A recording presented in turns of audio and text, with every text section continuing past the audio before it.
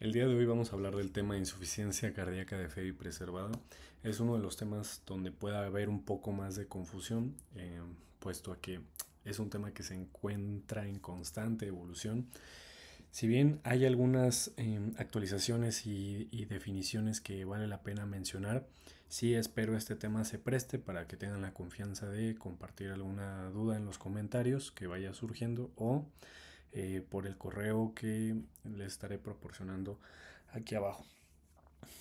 Este proyecto Cardio, espero que se sienta como una asesoría para ustedes. Yo soy un médico residente, también me encuentro en formación como muchos de ustedes y espero pueda haber esa confianza de colega a colega con los temas que tratemos en este canal. Y bueno, sin más pausa, hablaremos un poco de la historia para entender un poco de este devenir en la definición. Claro, hay que hablar un poco de la etiología, es multifactorial, la importancia de la epidemiología y por qué es importante considerarlo, cómo hacer el diagnóstico, que a veces puede ser un poco complicado, qué tratamientos son los que hoy en día tienen evidencia científica y que podemos emplear. Y bueno, empezaremos y vamos a cerrar con un caso clínico. Comenzaremos con una paciente femenino cisgénero, la Tatis, de 42 años de edad, es reclusa del altiplano y acude a consulta de seguimiento de permiso temporal. Este es un caso imaginario. Refiere disnea de 6 meses de evolución de medianos esfuerzos y niega alguna otra clínica asociada.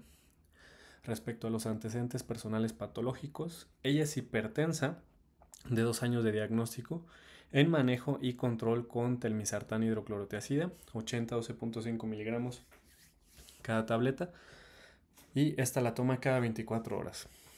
También diabetes mellitus tipo 2 de 5 años de diagnóstico en manejo con Jardiance Duo, una tableta cada 24. Para los que no sepan, Jardiance Duo es un medicamento que contiene empaglifosina así como metformina.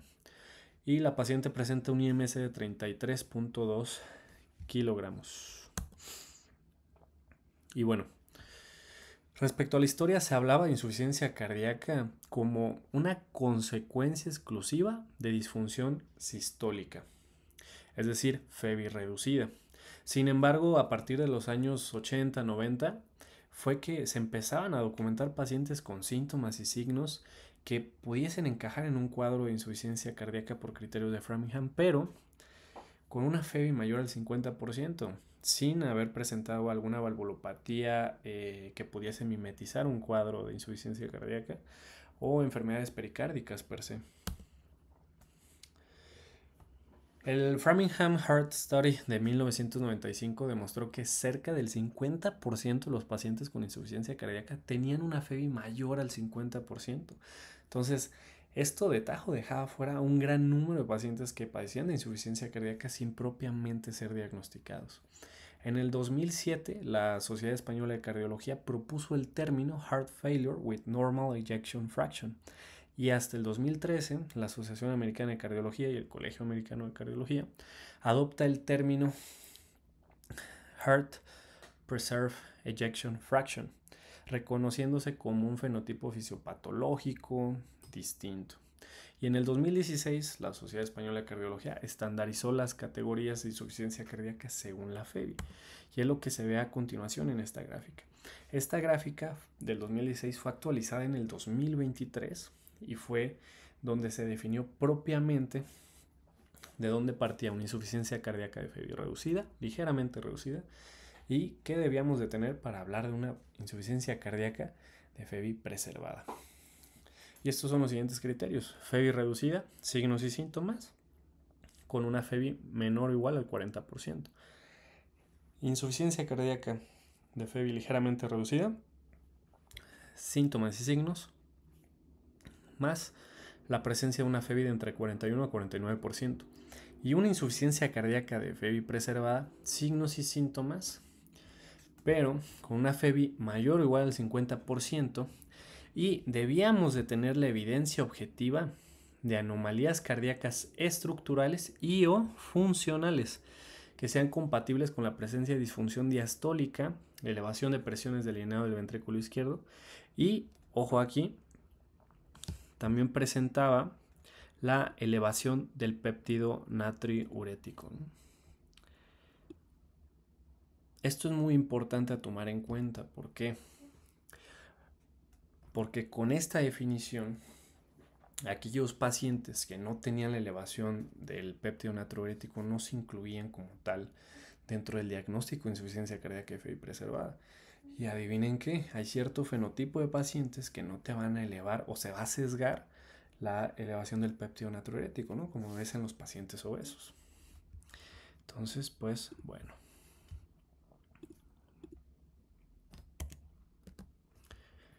Uno de los artículos que sacó el New England Journal of Medicine, que es una revista con un factor de impacto bastante alto, nos propuso este algoritmo diagnóstico para poder determinar o confirmar el diagnóstico de insuficiencia cardíaca FI preservada, donde tenemos la presencia de signos y síntomas de insuficiencia cardíaca, como lo puede ser edema de miembros pélvicos, disnea, y la presencia de una FEBI mayor o igual al 50%, y ojo, que no hayan tenido una insuficiencia cardíaca previamente que ya recuperó, ¿sí? Porque esos entran dentro de otra categoría.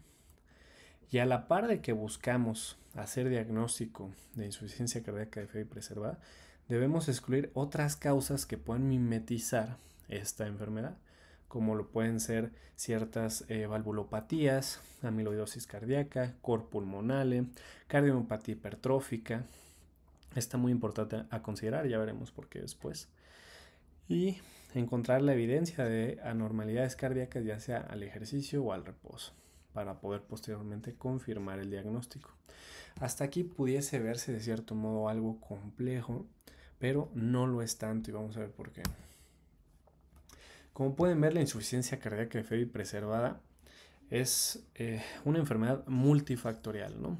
Que múltiples factores como lo puede ser la hipertensión, la fibrilación auricular, la inflamación crónica, la diabetes, la obesidad, etcétera, etcétera, etcétera, pueden condicionar a esta enfermedad. Y una mención muy importante a la fibrilación auricular, porque esta puede ser consecuencia de o causa de insuficiencia cardíaca de FEBI preservada. Aquí tenemos este algoritmo diagnóstico que propone la Sociedad Española de Cardiología, donde si se fijan de inicio, ellos ponen como marcador el BNP, y si no tiene una elevación del BNP, prácticamente te marca como que es poco probable el diagnóstico, ¿sí? Entonces, muy probablemente en la siguiente guía que saque la Sociedad Española de Cardiología veamos cambios, pero hasta ahora este es el algoritmo que ellos proponen. Más adelante en unos papers que voy a comentar veremos cuál sería como la mejor forma al momento de poder hacer diagnóstico de insuficiencia cardíaca. Entonces, ojo, importante recordar que si nos vamos por la definición de la Sociedad Española de Cardiología, tenemos que tener la elevación del BNP, pero también conocer qué BNP es el que está elevado. Y para ello recordar que o estoy en un escenario agudo, un escenario crónico, cuál es mi rango de edad, tengo o no tengo la presencia de fibrilación auricular. ¿Por qué? Porque en base a todo eso yo voy a decir si mi BNP está elevado o no está elevado. Estas tablas que pongo a continuación me pareció muy pertinente colocarlas porque te hablan de qué tanta probabilidad hay de que ese NT-proBNP pudiera significar o no que el origen de la disnea o de tu sospecha de origen cardíaco venga propiamente de ahí, ¿no? Del corazón. Aquí vemos los rangos que maneja, así como la probabilidad de que pueda ser consecuencia de una insuficiencia cardíaca su elevación, tanto en escenario agudo como crónico. Y bueno, este es el paper que les comentaba del New England acerca del diagnóstico de insuficiencia cardíaca de FEBI preservada. Recordar la tablita que colocamos aquí. Estas son algunas de las anormalidades o indicadores de anormalidades cardíacas que pudiésemos presentar en la insuficiencia cardíaca de FEBI preservada. Y bueno, para resumir, entre los años 2007 y 2016 se reconoció formalmente en las guías el diagnóstico de insuficiencia cardíaca de FEBI preservada. La definición actual comenta síntomas más FEBI mayor o igual al 50% con la evidencia estructural o funcional de daño cardíaco y con un BNP elevado, el cual tiene sus bemoles, más adelante lo vamos a platicar. El 50 al 55% de insuficiencias cardíacas ocurre más frecuentemente en mujeres mayores y con comorbilidades, un dato importante a mencionar. Y su etiología principal data por hipertensión, envejecimiento, obesidad, diabetes, fibrilación auricular y disfunción microvascular. La mortalidad es de un 40 a un 50% a 5 años de su diagnóstico. Y bueno, hablando propiamente de cómo hacer diagnóstico, y aquí es donde sí necesito que se pongan muy finos con el diagnóstico. Hay que recalcar, el 50% de los pacientes con insuficiencia cardíaca tienen una falla con una FEBI preservada. El 20% de los pacientes con insuficiencia cardíaca de FEBI preservada van a tener un BNP dentro de los valores normales. Entonces, si nos vamos por la definición, no cumplirían como tal. Pero eso no quiere decir que los vamos a dejar de fuera. Algunos de los diagnósticos diferenciales de una insuficiencia cardíaca de FEBI preservada son los siguientes. No nos vamos a detener mucho en mencionarlos, pero para que los conozcan. Y bueno, este algoritmo se me hizo muy práctico. ¿Por qué? Porque te da los pasos para decir, bueno, mi paciente tiene o no tiene insuficiencia cardíaca. Y sobre todo, porque te pone unas escalas, que son estas escalas que vemos aquí, HFA-PEF y H2-PEF, que las vamos a estar mencionando a lo largo del video. ¿Por qué? Porque estos algoritmos se propusieron mediante un modelo de regresión logística en el que se vio a través de un cateterismo derecho, que es el gold standard para poder hacer diagnóstico, qué variables eran las que tenían mayor probabilidad de detonar o de encontrarse con una insuficiencia cardíaca de FEBI preservada mediante un modelo binario.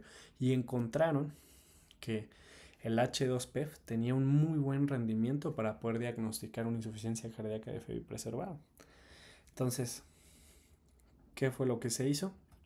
Básicamente documentar con tu H2-PEF si tienes un riesgo bajo, intermedio o alto para poder decir o hacer diagnóstico de insuficiencia cardíaca de FEBI preservada. Entonces, vamos al primer paso, ¿sale? El 80% de los pacientes van a ser diagnosticados en este paso. Entonces, tenemos signos o síntomas de insuficiencia cardíaca con una fracción de eyección mayor o igual al 50% y tenemos evidencia de daño estructural funcional cardíaco con una de las siguientes factores y elevación de BNP. Sí, perfecto, ya tenemos diagnóstico. Si nuestra sospecha es alta, pero tenemos un nivel de ProBNP normal, entonces ahora sí, vámonos a la escala de probabilidad H2-PEF, en primera instancia, y vemos si nos puede hacer o no diagnóstico. Si nos quedamos en una zona intermedia, entonces nos pasamos a hacer HFA-PEF. Si nos quedamos en una zona gris, entonces haríamos un ecoestrés con banda o bicicleta. Pero tranquilos, no se me pierdan mucho, lo vamos a hablar más adelante y más a detalle. Entonces, hasta ahorita, si es un score intermedio tanto en el H2-PEF como en el HFA-PEF, entonces, como bien comentaba, nos vamos a ir a pruebas invasivas o no invasivas de ejercicio para poder nosotros decir si tiene o no tiene el diagnóstico. Esta es la escala que les comentaba, H2-PEF, que si se fijan, si nosotros presentamos 6 o más puntos, propiamente ya podríamos hacer el diagnóstico de insuficiencia cardíaca de FEBI preservada. Estas son las variables a documentar: un Body Mass Index mayor a 30, la presencia de 2 o más antihipertensivos, que tenga fibrilación auricular, la presencia de datos de hipertensión pulmonar, la edad y las presiones de llenado con una relación E' mayor a 9. Y bueno, un puntaje en el H2PEF de 0 a 1 descarta propiamente el diagnóstico. Un puntaje de 2 a 5 lo cataloga como una zona intermedia y es necesario considerar una segunda escala. Y el puntaje de 6 a 9 le da una alta probabilidad y se trata propiamente como una insuficiencia cardíaca FI preservada. Si no estamos del todo seguros, podemos realizar otro estudio para confirmar si es necesario que presenta o no presenta la enfermedad. Ahora, ¿qué voy a hacer ante la probabilidad intermedia? Entonces, con los datos que tengo de mi ecocardiograma, voy a aplicar la escala HFA-PEF. Y en esta escala, entonces voy a medir estas variables tanto funcionales como morfológicas y mi biomarcador, ya sea que se presente con fibrilación auricular o con un ritmo sinusal. Y si tengo la presencia de 5 más puntos, propiamente ya puedo hacer el diagnóstico, ¿no? Ojo, los que se encuentran en negritas valen 2 puntos. Los que no, esos valen 1 punto. Si me encuentro en un puntaje de 0 a 1, el diagnóstico es poco probable y hay que buscar otras causas. Pero si me encuentro en un puntaje de entre 2 a 4, esta es una zona gris. Y es aquí donde requiere una prueba funcional y tenemos que hacer propiamente un ecoestrés, pero ojo, no puede ser un ecoestrés con dobutamina, porque si recuerdan, una de las variables que mimetizan la insuficiencia cardíaca es la cardiopatía hipertrófica, y si tenemos un gradiente mayor a 30, hay un riesgo de que el paciente pueda fallecer si realizamos un ecodobuta. Pero, ojo, todo esto tiene sus bemoles, claro que es un tema muy complejo del cual nos podemos extender, pero por practicidad del ejercicio y no extender tanto el video, vamos a dejarlo así. Entonces, ecoestrés con banda o bicicleta. Y bueno, gold standard sería el cateterismo derecho. La insuficiencia cardíaca de FI preserva de entre 5 a 6 puntos por HF-APEF lo hace altamente probable y entonces podríamos confirmar diagnóstico. Bueno, lo que les comentaba ante la duda o la zona gris de qué hacer, si el ecoestrés con dobuta o no, bueno, ya quedamos con ejercicio en banda o bicicleta, ¿sí? Y buscaríamos la evidencia o la elevación anormal de presiones del llenado del ventrículo izquierdo durante el esfuerzo. Un aumento desproporcionado del PSAP, una relación E' mayor a 15 o una disminución del volumen sistólico. Bueno, aquí tenemos un resumen diagnóstico. Y vale la pena mencionar que el H2PEF lo recomienda el consenso del JACC. ¿Por qué? Porque es más práctico y se validó con el gold standard, que son las medias hemodinámicas valoradas por el cateterismo. Y bueno, en cuanto a tratamiento,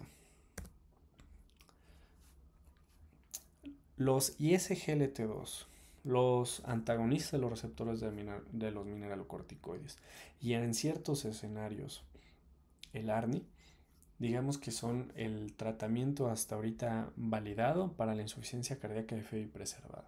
Pero vamos a desglosar uno por uno. Dentro de los ISGLT2 hay ciertos estudios que vale la pena mencionar. ¿Por qué?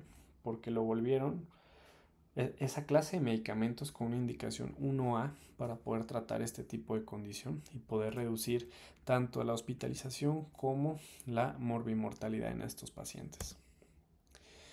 Dos de los estudios más importantes fue el Emperor, Preserve y el Deliver.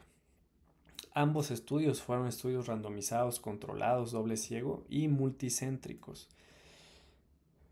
Algo que vale la pena mencionar es que si se fijan, el hazard ratio, ¿qué quiere decir el hazard ratio? Es una variable estadística en la que se demuestra que la intervención tiene impacto sobre el desenlace primario. Cuando tengamos un hazard ratio menor a 1, pues hablamos de que hubo impacto, ¿no?, sobre esa intervención. Si se fijan, aquí tenemos 0.79, 0.82 y efectivamente hubo impacto.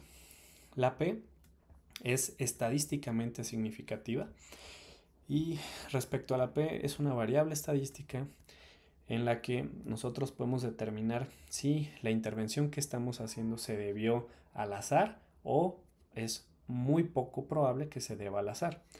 Y cuando es menor a 0.005 es una P significativa. Y si se fijan, en ambos escenarios lo fue. Entonces, sí, son medicamentos validados. Sí, son medicamentos que ya están en guía, sí tienen una clase de indicación 1A.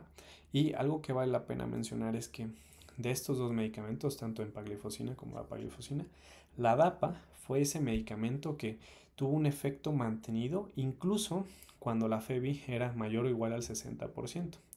A diferencia de la EMPA, donde el efecto se fue atenuando conforme subía la FEBI. Entonces, algo muy importante a considerar. Respecto a los ARNI, sin, digamos, extendernos mucho, dos estudios muy importantes, tanto Paraglide como Paragon. Paragon y Paraglide fueron estudios randomizados, controlados, doble ciego, multicéntricos y comparativos, ¿sí? En el estudio Paragon se vio la efectividad del sacubitril valsartán versus solo el valsartán y en qué población, en pacientes con insuficiencia cardíaca que presentaban una FEBI mayor o igual al 45%, que estaban sintomáticos y tenían una hija clase funcional 2 a 4. El número de pacientes fue considerable a diferencia del Paraglide, tomó en cuenta 4.822 pacientes y se les dio una mediana de seguimiento de 35 meses. Respecto a los desenlaces primarios, sí hubo impacto sobre la muerte cardiovascular y la disminución en la hospitalización recurrente por insuficiencia cardíaca. Podemos observar un hazard ratio de 0.87, sin embargo, la P no significativa de 0.06. Sin embargo, sí hubo una reducción significativa en ciertos subgrupos y es aquí donde entra, digamos, el comentario importante. ¿Por qué? Porque no podemos dar ARNI indiscriminadamente a cualquier paciente con insuficiencia cardíaca y FEBI preservada, sino que en ciertos subgrupos. ¿Cuáles son esos subgrupos? Mujeres con una FEBI de entre 45 a 57% es donde se vio el mayor beneficio. Pacientes con hipertensión resistente, definida como el uso de más de 3 antihipertensivos, siendo uno de ellos un diurético. Y el tercer escenario, pacientes con obesidad clínica. Y bueno, algo importante del Paraglide es mencionar que fue un estudio puente post-alta que complementa la evidencia que ya teníamos con el Paragon. Y bueno, respecto a los antagonistas de los receptores de mineralocorticoides, tanto esteroideos como no esteroideos, tenemos la espironolactona. Uno de los estudios que prometió mucho y a la vez en su momento también fue una gran decepción fue el TopCat. ¿Por qué? Porque si se fijan, tenemos la población americana y la población de la Cordillera del Cáucaso, Rusia y Georgia. Cabe mencionar de inicio que aquí hay más de 50 grupos étnicos, entonces,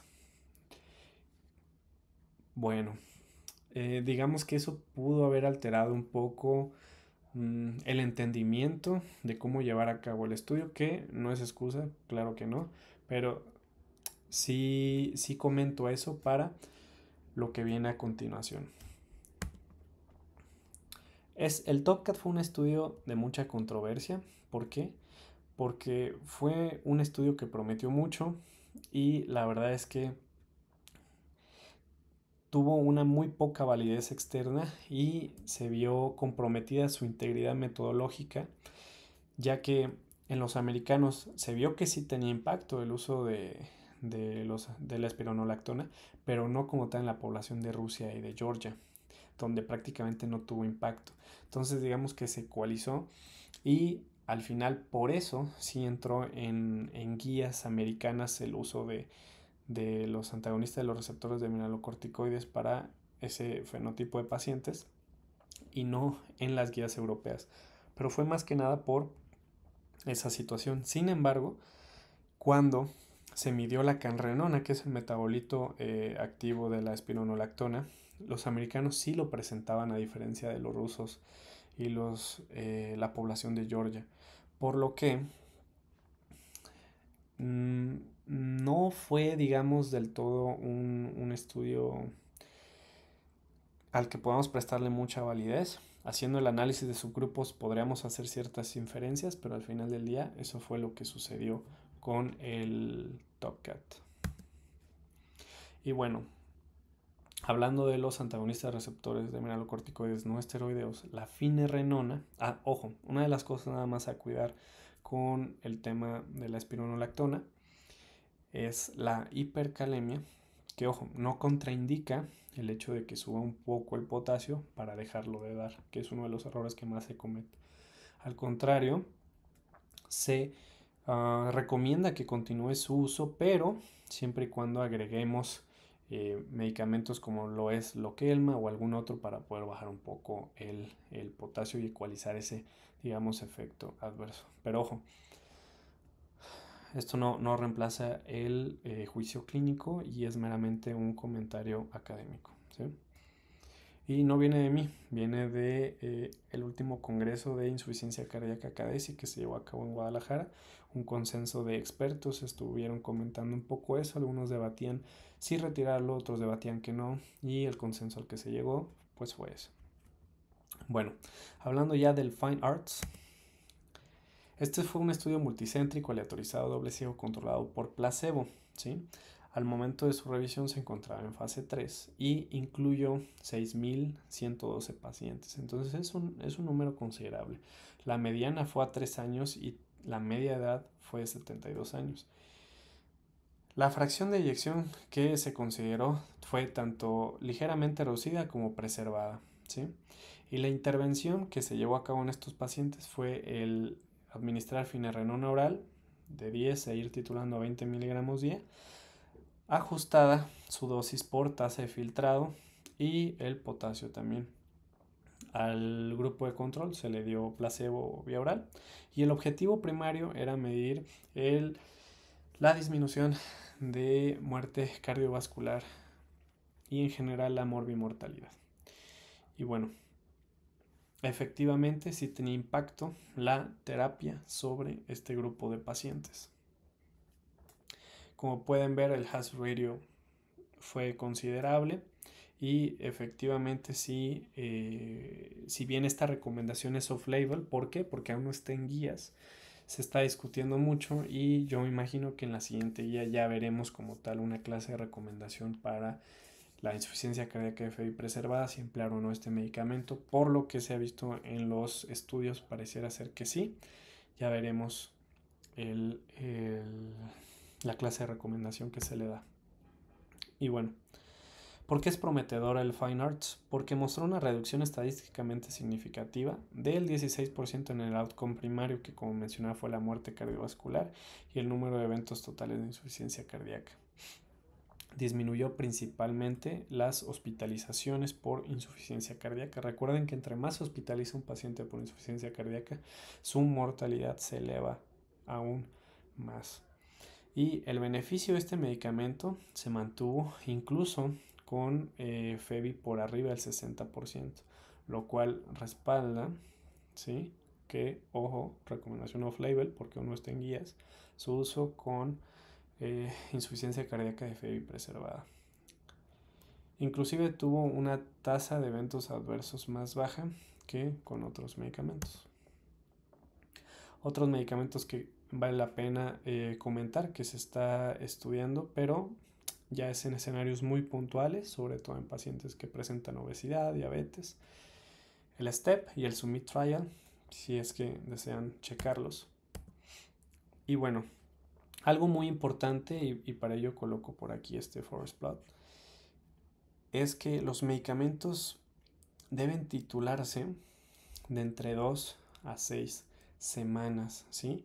Si nosotros genuinamente queremos ver todos los beneficios de los cuales hablamos, necesitamos llevarlos a las dosis que en estos estudios se vio y se demostró que sí tenían impacto.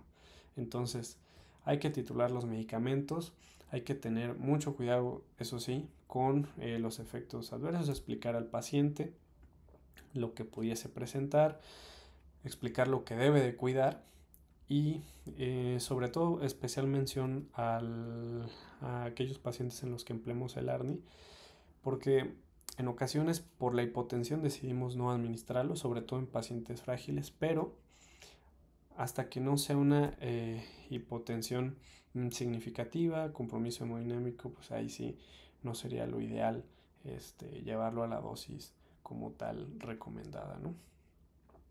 Pero bueno, aquí tenemos las siguientes tablas y aquí un resumen acerca de el manejo de insuficiencia cardíaca de fe preservada. Y quise dejarlo al final, ¿por qué? Porque sí, usar medicamentos, hablar de evidencia, claro que tiene impacto, pero también es muy importante la baja de peso y el ejercicio, ¿sí? Esas dos variables también nos van a apoyar bastante y sí o sí hay que tratar las comorbilidades que presenta nuestro paciente, ¿sí? Ya sea que presenta diabetes, hipertensión, apnea del sueño, fibrilación auricular, EPOC, deficiencia de hierro, enfermedad renal, obesidad, etcétera. Tenemos que tratar las comorbilidades. Y bueno, este es el caso clínico que vimos al inicio. 42 años, femenino, refería a disnea de medianos esfuerzos, negaba alguna otra clínica asociada, diabética hipertensa y con un IMC de 33.2. Aplicamos las escalas de H2PEF y solicitamos un ecocardiograma. Nos da 4 puntos, lo cual es un resultado indeterminado y procedemos a realizar HFAPEF. Hagan el ejercicio conmigo, pongan pausa al video, practiquen. Y excelente, 6 puntos. Entonces propiamente ya podríamos hacer diagnóstico de insuficiencia cardíaca de fe preservada.